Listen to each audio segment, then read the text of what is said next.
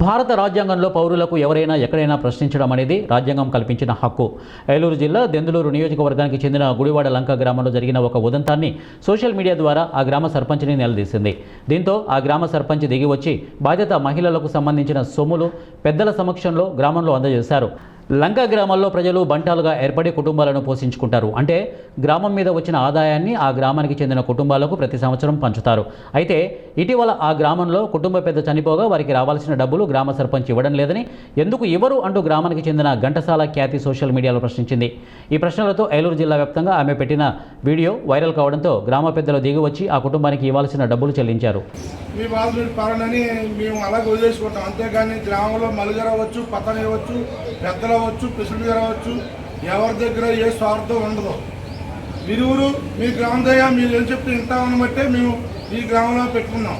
ఇది ఈ డబ్బు మోరు తిరుపతిరావు గారిది. ఈ డబ్బులు ఇచ్చే తిరుపతిరావు గారి కూతురైన పేరు రంగమ్మ గారికి అందజేయడం జరుగుతుంది. దయచేసి